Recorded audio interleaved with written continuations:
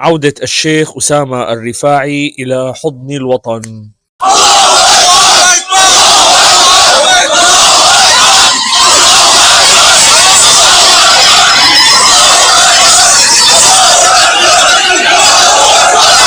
هذه النعمة التي من الله بها علينا بعد هذه العقود المتطاولة من السنين التي تربع فيها الظلم والاستبداد في بلادنا، والتي سامنا فيها أعداء الله سوء العذاب، والتي ذاق فيها شعبنا أمر الويلات عاما بعد عام وشهرا بعد شهر ويوما بعد يوم، إلى أن مضت هذه 61 عاما 61 سنة ونحن نعاني من ما ابتلانا الله به من هؤلاء التهمة الفاسدة الحاكمة، بعد القتل والتدمير، بعد قتل أكثر من 1.5 مليون إنسان، بعد التدمير الذي حصل لبلادنا من أقصاها إلى أقصاها، بعد السجون والتعذيب في السجون، بعد هذه المآسي كلها، وبعد تهجير نصف الشعب السوري خارج البلاد،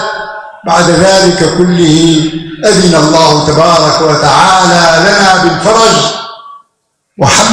وأنعم علينا بهذه النعمة التي لا نستطيع شكرها، وإنا لنضرع إلى ربنا تبارك وتعالى أن يعفو عنا ويصفح عنا، لأننا عاجزون عن شكر الله عز وجل في هذه النعمة العظيمة المباركة. جزاكم الله خيرا ووفقكم لما تحب وترضى. أيها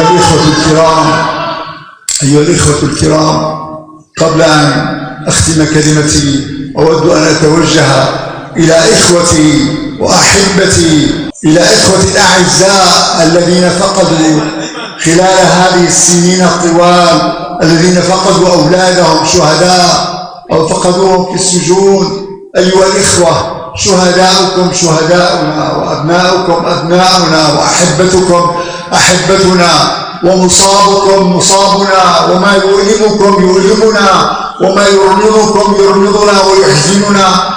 فأسأل الله تبارك وتعالى أن يصبغ عليكم ثوب الصبر والسلوان، إنه سميع قريب ومجيب.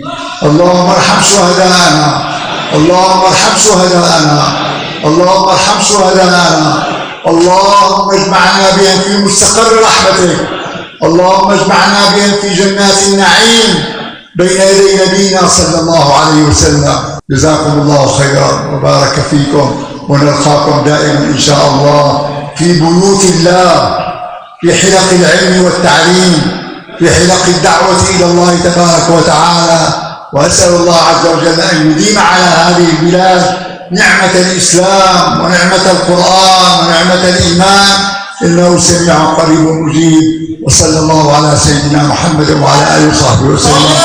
السلام عليكم ورحمة الله. طبعا إخواني، فرحة لا توصف، الله يأمننا في أوطاننا. حياكم الله.